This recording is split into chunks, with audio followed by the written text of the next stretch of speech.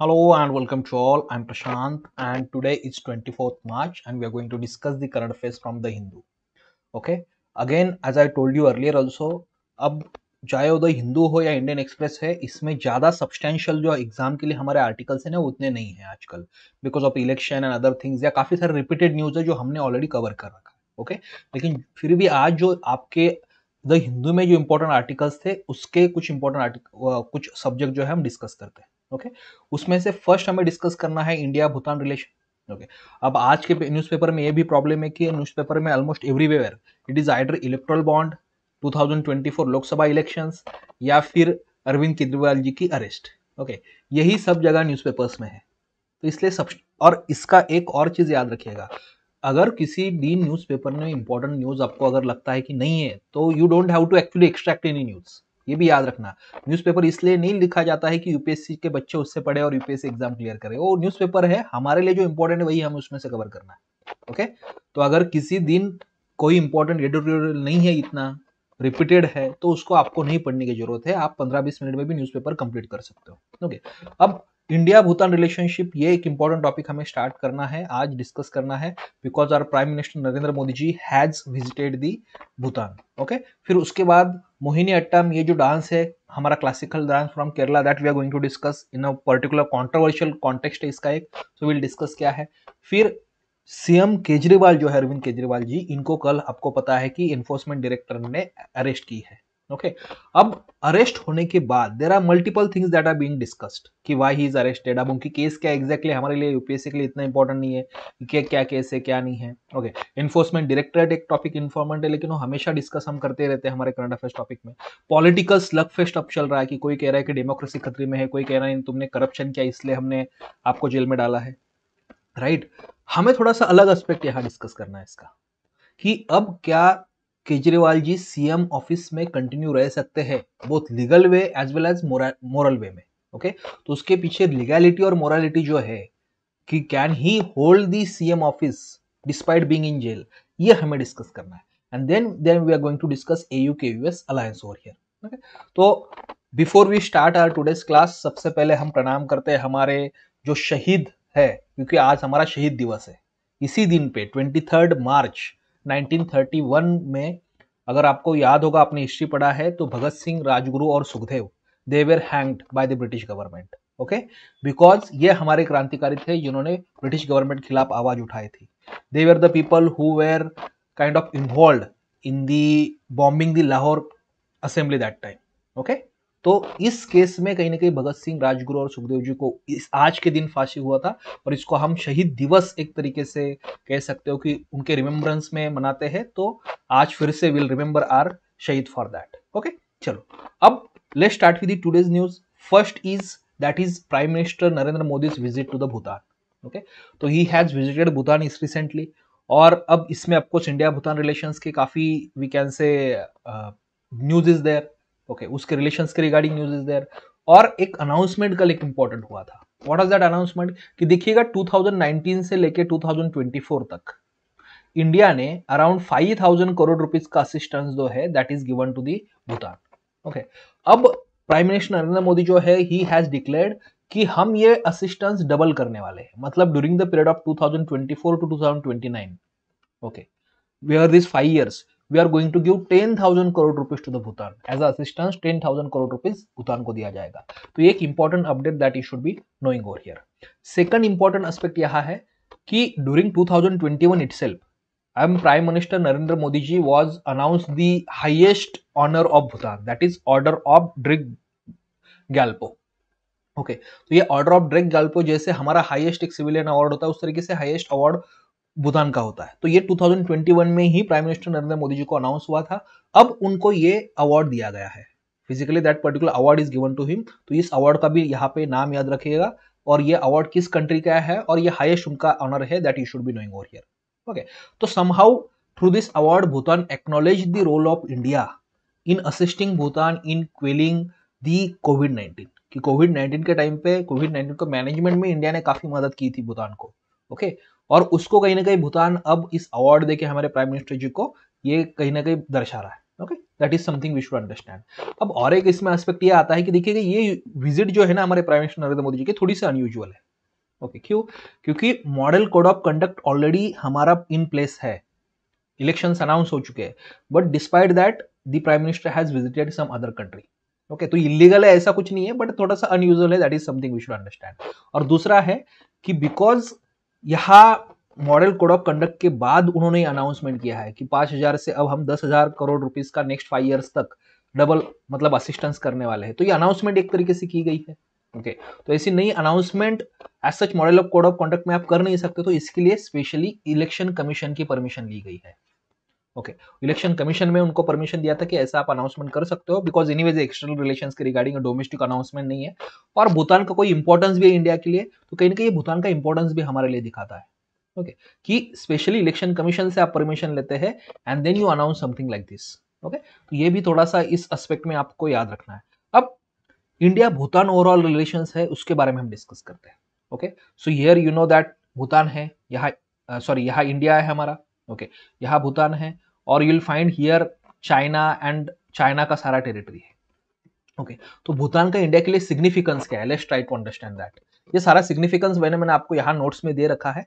Okay, बस कुछ चीजें मैं यहाँ आपके साथ डिस्कस करना चाहता हूँ। First thing, let's try to understand Bhutan. देखिएगा, इस साइड इंडिया है, इस साइड चाइना है, और उसके बीच में भूटान है। तो इंडिया और चाइना के बीच में कहीं ना कहीं ये हमारे लिए as a buffer state act करता है।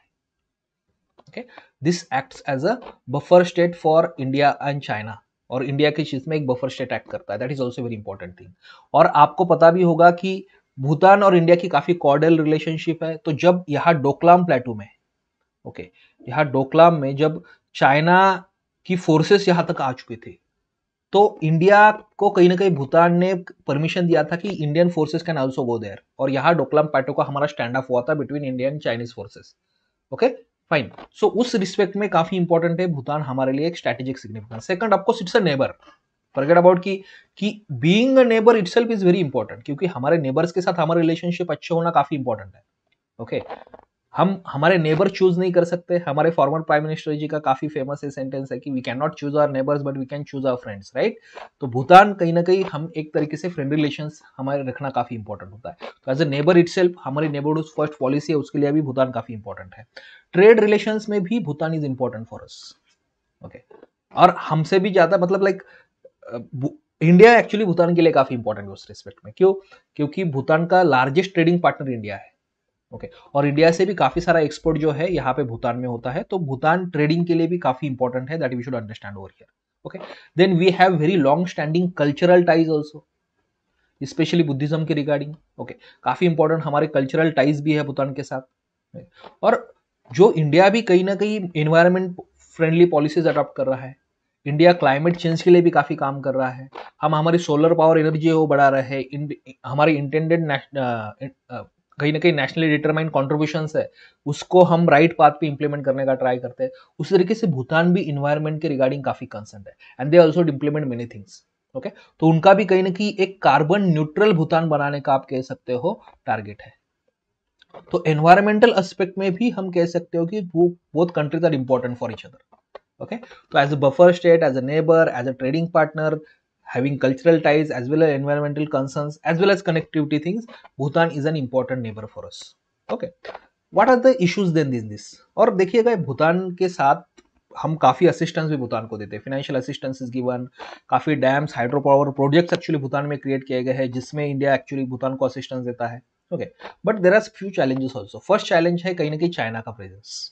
ओके, स्पेशली जो डिस्प्यूटेड बॉर्डर है भूटान और चाइना के बीच में, वहां चाइनीज फोर्सेस का प्रेजेंस, चाइना का इनकर्जन, ये एक बड़ा चैलेंज हो जाता है। ओके, सेकंड है भूटान में we are implementing many hydro power projects, and since like long time we can say काफी सारे प्रोजेक्ट्स में सक्सेसफुली कंप्लीट भी हुए हैं। तो कहीं ना कहीं वहां भी एक भूटान में कंसर्न है कि ये हाइड्रो पावर प्रोजेक्ट्स की जो टर्म्स होती है ये इंडिया के लिए तो कहीं ज्यादा फेवरेबल नहीं है, वो भी कहीं ना कहीं उनको कंसर्न होता है। Okay, and third is trade imbalance. Okay, तो भूटान का ये भी एक इशू है कि India exports more to the Bhutan than Bhutan exports to India, तो इसमें एक बड़ा ट्रेड बैलेंस भी इनबैलेंस क्रिएट होता है। हालांकि ये इंडिया के फेवर में है, but Bhutan has a concern regarding that. तो ऐसे कुछ कुछ चैलेंजेस आप कह सकते हो इंडिया भूटान रिलेशंस में आर देयर। ओके, चलो, तो इस पे और भी कुछ आर्टिकल्स हो गए आगे जाके आपके 2-4 दिन में अगर देखना, तो that time we are going to discuss the India Bhutan. आजकल क्या हो चुका है कि एक तो केजरीवाल या इलेक्टोरल बॉन्ड या इलेक्शंस, इस पे ही सारे ऑथर्स जो है अब बिजी है, तो इंडिया भूटान पे भी आ जाएगा आर्टिकल। ओके, आज के एडिटोरियल सेक्शन में there were few articles regarding USA and USA's role in Gaza and all, but वो डायरेक्टली हमें इतना इंपॉर्टेंट नहीं है, हमारे आईआर के प्रिपरेशन के लिए। ओके, अब नेक्स्ट हमें डिस्कस करना है that is Mohiniyattam dance and why we are discussing this, देखिएगा। Okay, there is a very famous Mohini Attam dancer, classical dancer. Okay, उनका नाम है कलामंडलम सत्यभामा। ओके, तो कलामंडलम सत्यभामा जी एक काफी फेमस, आप कह सकते हो कि एक मोहिनी अट्टम डांसर है। Okay, but she is in controversy because of her sort of, आप कह सकते हो, kind of racist remark. Okay, कि एक इंटरव्यू में कहीं ना कहीं शी हैड सेड, जिसका आप ऐसा मीनिंग लगा सकते हो कि समहाउ शी हैड सेड कि देखिएगा मोहिनी हट्टम जो है that should be learned by the people of fair complexion and they have like some sort of good looks. तो अच्छे लुक एक और फेयर कम्प्लेक्शन सॉर्ट ऑफ एक मोहिनी अट्टम लर्न करने के लिए आप कह सकते हो कि एक वी कैन से प्री इक्विसाइट है, क्राइटेरिया है। ओके, तो कहीं ना कहीं रेसिस्ट थोड़ा रिमार्क है कि ऐसा नहीं कि कोई पर्टिकुलर तरीका ही आपका फेस हो या अच्छा आप दिखते हो सो कॉल्ड फिजिकली, ओके, या फिर आपका किसी तरीके से एक कलर है तो वो ही एक्चुअली ज्यादा एलिजिबल है। Okay, but somehow that racist remark is there, and because of that then she is opposed by everyone, all the political parties also. There is a lot of controversy regarding that, and you can say Kerala State Human Rights Commission ने भी इसका आप cognizance लिया है। Okay, so in that context हमें discuss करना है Mohiniyattam dance over here, कि Mohiniyattam of course what is that, कि आपको पता है इंडिया में क्लासिकल डांसेस कितने हैं, 8। Okay, we have 8 classical dances, उसमें से इफ यू सी केरला से ही 2 क्लासिकल डांसेस है हमारे। ओके, और उसमें से एक क्लासिकल डांस है केरला से, that is Mohini Attam. Okay, तो मोहिनी अट्टम जो क्लासिकल डांस है इसके बारे में थोड़े से हम डिस्कशन करते हैं। तो it is from Kerala. Mohiniyattam इसको क्यों कहा जाता है, अट्टम मतलब डांस, मोहिनी मतलब Mohini is a incarnation of the Lord Vishnu, Lord Vishnu का एक अवतार कहा जाता है मोहिनी। ठीक है, और उनके kind of you can say वहां से नाम आया है मोहिनी अट्टम का। ओके, तो पहले थोड़ा सा बैकग्राउंड में आपको बताता हूँ, फिर इस डांस के फीचर्स जो है ये बताता हूँ। देखिए, आर्ट एंड कल्चर में when you study any dance, classical dance specially, okay, या क्लासिकल म्यूजिक, तो हमेशा उसको 2 तरीके से पढ़िएगा। You should learn the background of that thing, okay, and once you learn the background of that thing, फिर उसके बाद उसके फीचर्स आप पढ़ना। डांसेस को इसी तरीके से आपको पढ़ना होता है। जैसे मोहिनी अट्टम है तो उसका बैकग्राउंड क्या है, where does the name Mohini come from, you should be knowing. Okay, दूसरा आपको पता होना चाहिए कि कौन से ऐसे बुक्स के कुछ रेफरेंसेस है जहां हमें दिखता है कि मोहिनी अट्टम जो है इस डांस के बारे में इंफॉर्मेशन है। उसमें एक है व्यवहार माला। ओके, 1709 का ये एक्चुअली बुक है। इस व्यवहार माला में कहीं ना कहीं मोहिनी अट्टम के बारे में आपको इंफॉर्मेशन मिलती है। घोष यात्रा है, ओके, लेटर एक पोएट है कुंजम नबियार, ही हैड रिटन, इसमें मोहिनी अट्टम के बारे में हमें इंफॉर्मेशन मिलती है। फिर ट्रावणकोर के किंग्स थे महाराजा कार्तिका तिरुनल, उनके सक्सेसर है Swathi Tirunal. This people had structured this Mohiniyattam dance, उनका काफी बड़ा कॉन्ट्रीब्यूशन है कि आज जो हमें मोहिनी अट्टम दिखता है ना, उसके रूल्स क्रिएट करना, एक प्रॉपर स्ट्रक्चर क्रिएट करना, कहीं ना कहीं ये ट्रावणकोर किंग्स ने किया है। ओके, तो ये बेसिक हमने कुछ बैकग्राउंड इसका देख लिया। ओके, अब फीचर देखते हैं। सबसे पहला फीचर है कि exclusively this dance is perform by women. Okay, और मोहिनी अट्टम देखिए, केरला में there are 2 dances, classical dances, एक कथकली है, दूसरा मोहिनी अट्टम है। मोहिनी अट्टम और कथकली में मेन डिफरेंस क्या है, एक तो देखो कथकली में काफी इलाबरेट मेकअप होता है। ओके, वहां जो डांस मूवमेंट्स होती है ना वो भी काफी फास्ट होती है। मोहिनी अट्टम जो डांस है ये सॉफ्टवेयर डांस है, क्योंकि ये मोर ऑफ अ इरोटिसिज्म जो होता है उसके रिगार्डिंग डांस है। इट्स अ सॉफ्टवेयर डांस, इसमें इरोटिक अलग ये होता है, श्रृंगार जो होता है ये काफी इंपॉर्टेंट होता है। ओके, तो डांसर की एक ग्रेसफुल स्वेइंग होती है बॉडी मूवमेंट्स की, एब्रप्ट कोई जर्क नहीं होते हैं। ओके, और डांस के जो 2 एस्पेक्ट होते हैं, एक तांडव एस्पेक्ट होता है डांस का, ओके, जिसको हम कह सकते हैं कि मेल एस्पेक्ट ऑफ डांस होता है। ओके, और दूसरा होता है लास्य एस्पेक्ट ऑफ डांस, जिसको हम फीमेल एस्पेक्ट ऑफ डांस कहते हैं। तो यहाँ लास्य इज मोर इंपॉर्टेंट। लास्य में क्या होता है, एक ग्रेस होता है, टेंडर डांस होता है, फास्ट डांस नहीं होता है। इस तरीके से एक ग्रेसफुल, आप कह सकते हो, एक ग्रेस होता है उस डांसर के चेहरे पे, एक slowly they will do this particular dance, एक फेमिनिंग फीचर होता है वो डांस का। और लास्ट से feature of dance is more here, श्रृंगार इज मोर हियर। इसको थोड़ा सा याद रखना इंपॉर्टेंट है। Okay, fine. अब आगे अगर देखो तो इस डांस में hand gestures are also very important. Hand gestures क्यों इंपॉर्टेंट होते हैं कोई भी डांस में, इमोशंस डिपिक्ट करने के लिए। ओके, दो तरीके से आप इमोशंस डिपिक्ट कर सकते हो, एक मुखाभिनय से, मतलब आपके जो फेस है, फेस के थ्रू आप इमोशंस डिपिक्ट कर सकते हैं, आईज के थ्रू, बाकी सारे इसमें थ्रू। ओके, और दूसरा होता है हैंड जेस्चर्स के थ्रू। तो मोहिनी अट्टम में मुखाभिनय भी इंपॉर्टेंट है और हैंड जेस्चर्स भी इंपॉर्टेंट होते हैं। तो 24 अलग अलग हैंड जेस्चर्स है, जिसको हम हस्त मुद्रा है, वो मोहिनी अट्टम में यूज की जाती है। ओके, और ये 24 hand gestures are adopted what something called as a Hasta Lakshana Deepika. Okay, Kathakali में ये टेक्स्ट काफी इंपॉर्टेंट है, और एक इसमें ये 24 अलग अलग हैंड जेस्चर्स दिए गए हैं। Okay fine. मोहिनी अट्टम में आप मेकअप यहां देखना, डांसर का makeup is relatively very simple. Okay, और ये ट्रेडिशनल जो केरला की साड़ी है, कसावो साड़ी जिसको कहा जाता है, that is used over here. Okay fine. So this is an important information regarding the Mohiniyattam over here. अब हम नेक्स्ट टॉपिक पे जाते हैं, that is can Arvind Kejriwal continue to be a CM while in custody. तो ये जो topic है, मैं बस कोई अरविंद केजरीवाल जी के बारे में नहीं डिस्कस कर रहा हूँ, लेट्स ट्राई टू अंडरस्टैंड, हम कोई पॉलिटिक्स नहीं यहाँ डिस्कस कर रहे हैं। ओके, ये ओवरऑल टॉपिक है कि लेट्स से कोई भी अगर कॉन्स्टिट्यूशनल पोस्ट पे कोई पर्सन है, let's say there is a minister or let's say there is a CM, okay, and if these people are arrested, इनको अरेस्ट किया गया है, ओके, और अरेस्ट करने के बाद अगर वो जेल में है, बेल नहीं मिला, जेल में, अभी तक कन्विक्शन नहीं हुआ है, let's try, they are not convicted, okay, they are arrested and they are put in jail, okay, and let's say they might be there in jail for 1 month, 2 months, 3 months, might be for a year, but conviction नहीं हुआ है, okay, तो उस case में whether they should continue holding that post, okay, तो इसमें दो issue होते हैं, एक है लीगल इशू और दूसरा है मोरल इशू, वो दोनों हमें यहां डिस्कस करना है। लीगल इशू में है can they legally continue to be an post, that is legal issue. Okay fine, यहां काफी इंपॉर्टेंट है कैन दे, यहां देखिएगा, लेट्स ट्राई टू अंडरस्टैंड, थोड़ा ethical aspect paper GS paper 4 का डिस्कस करें, can they okay be there in that particular post, क्या legally ये पॉसिबल होता है, ये हमें पहले डिस्कस करना है। दूसरा, if it is legally possible, if it is legally allowed that despite being in jail you can hold the post, shall they, should they, okay, क्या ये उन्होंने करना चाहिए, क्या ये मोरली सही या नहीं, ये हमें थोड़ा सा यहाँ डिस्कशन करना है। ओके, क्योंकि कॉन्टेक्स्ट क्या है कि yesterday when chief minister Arvind Kejriwal ji was put in jail by ED, और उनको ऑफकोर्स जब कोर्ट के सामने पेश भी किया गया, कोर्ट ने कहा है कि उनको कुछ दिन तक कस्टडी उनकी एक्सटेंड की जाएगी।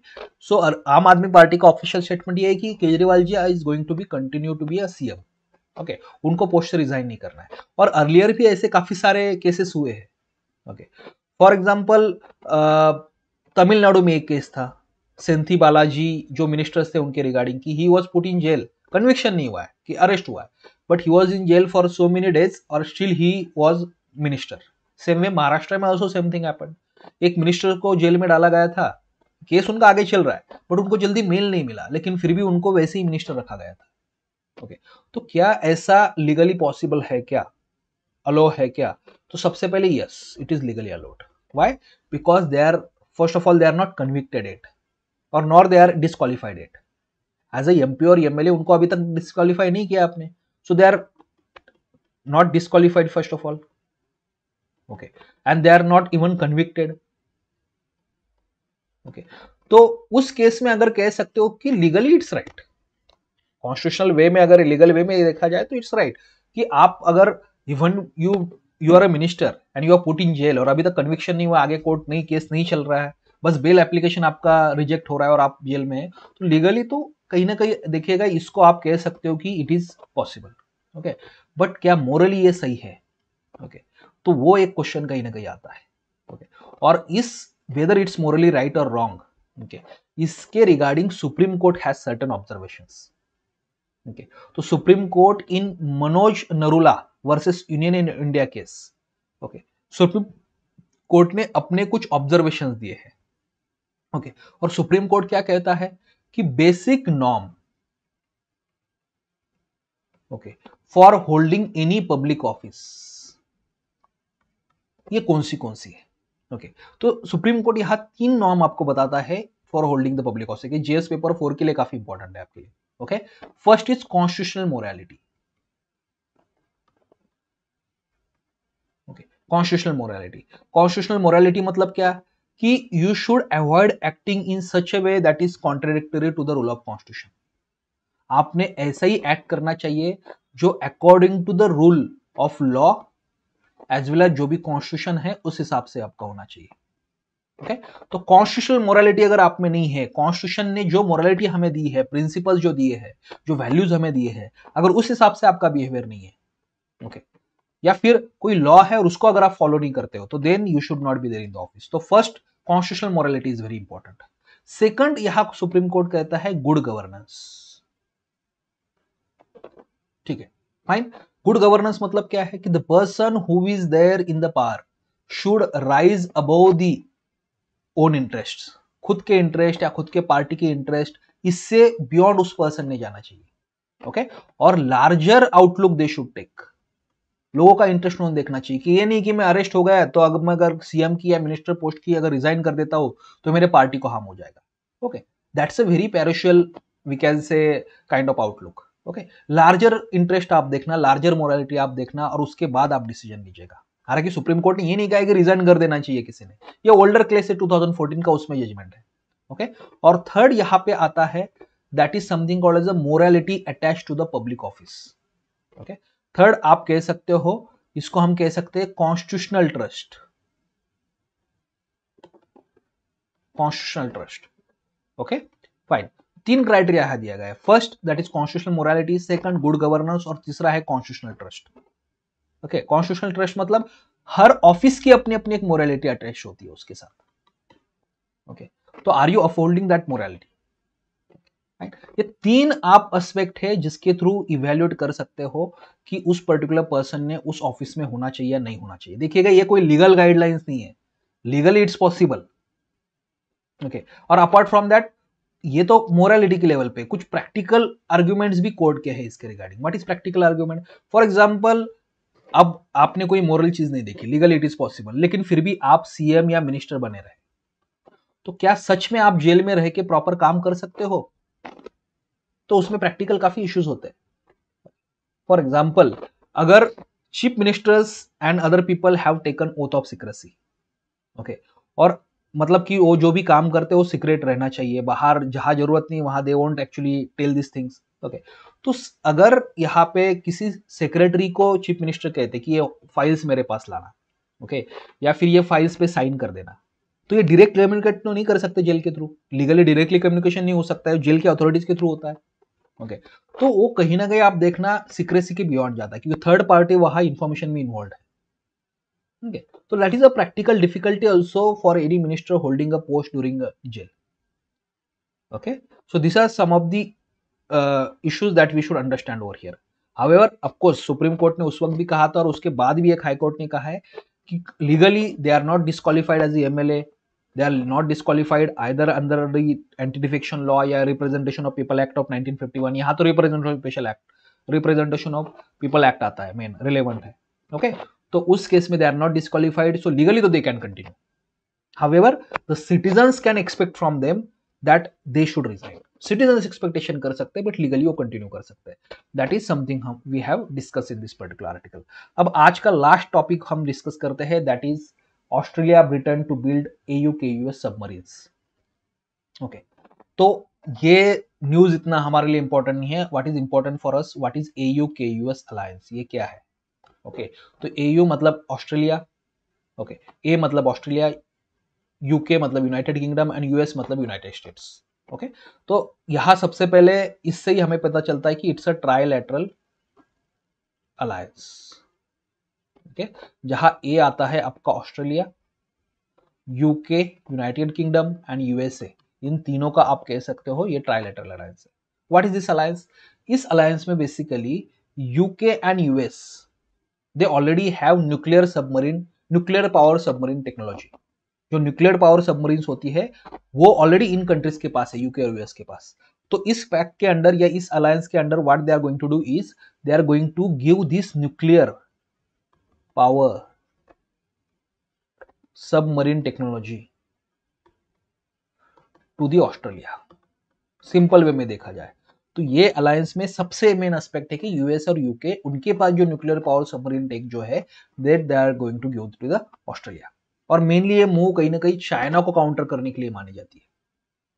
तो 2021 में ही ये अलायंस फॉर्म हो चुका था, जिसमें 3 कंट्रीज, ओके, मेन इसका aspects nuclear power submarines, China की हिजीमोनी जो है इसको प्रिवेंट करना ये माना जाता है। This is one aspect, but बाकी भी aspects are there, like cyber security, artificial intelligence में cooperation between this 3 countries, quantum technologies, undersea technologies, but these are all other things. Main तो यही है कि आप 2 कंट्रीज मिलके एक काफी इंपॉर्टेंट टेक्नोलॉजी है न्यूक्लियर पावर सबमरीन की, वो तीसरी कंट्री को दे रहे हो। That is most important thing over here. बाकी there are other aspects also, information sharing, electronic warfare and all that. Okay, अब AUKUS because we are discussing, तो उसमें और एक एस्पेक्ट आता है, देखोगे ये तीनों कंट्रीज अगर आप देखना, Australia, UK and US, Australia, UK and US, इसमें से अगर मैं 2 कंट्रीज बाहर निकालू, ऑस्ट्रेलिया एंड यूएस, फाइन, और इसमें अगर हम इंडिया और जापान ऐड करें, तो ये 4 कंट्री कहीं ना कहीं पार्ट किसकी बनती है, क्वाड की। और हमारी जो मलाबार एक्सरसाइज होती है इसकी, ओके, तो इसमें से 2 कंट्री कहीं ना कहीं क्वाड का पार्ट है, ऑस्ट्रेलिया और यूके। ओके, और ये क्वाड भी कहीं ना कहीं चाइना को काउंटर करने के लिए एक इंपॉर्टेंट अलायंस है, ऐसा माना जाता है। आपको फॉर्मली ऐसा उनका कोई स्टेटमेंट नहीं कि we are countering China, but that is something important. Okay, और यही और ये तीनों भी, ऑस्ट्रेलिया, यूके और यूएस, और एक इंपॉर्टेंट अलायंस का पार्ट है, that is called as the 5 eyes alliance. Okay, that is 5 eyes alliance, जिसमें यूएसए, यूके और ऑस्ट्रेलिया तीनों तो है ही, इसमें कनाडा और न्यूजीलैंड भी आप ऐड कर दो, तो ये 5 कंट्रीज के एक अलायंस है, 5 आइज अलायंस। तो 5 कंट्री में से 3 अगर अलग निकालते हो तो उनका है यूके-यूएस। Okay, fine. उसमें से 2 अगर अलग निकालते हैं, यूएसए और हम अगर यूके कह सकते हैं यहाँ पे यूएसए एंड देन ऑस्ट्रेलिया, ठीक है, तो क्वाड का पार्ट बनते हैं। ओके, और ये 3 कंट्रीज में अगर आप ऐड कर दो 2, that is New Zealand and Canada, तो ये 5 आइज अलायंस है। 5 आइज अलायंस क्या है, ये सिग्नल इंटेलिजेंस शेयरिंग अलायंस है। ये कंट्रीज क्या करती है, एक दूसरे के साथ जो भी इंटेलिजेंस है ये शेयर करती है। सिग्नल इंटेलिजेंस मतलब क्या है कि any sort of intelligence that is brought through the communication technology. ठीक है, किसी का फोन टैप करके बाकी जो कम्युनिकेशन है, नेटवर्क कम्युनिकेशन है, इसको टैप करके जो भी उनको इंटेलिजेंस मिलता है, ये सारा एक दूसरे के साथ शेयर करने की रिगार्डिंग ये अलायंसेस है, that is 5 alliance alliance. Okay, चलिए, सो इसी के साथ साथ इस क्लास को हम एंड करते हैं। जय हिंद।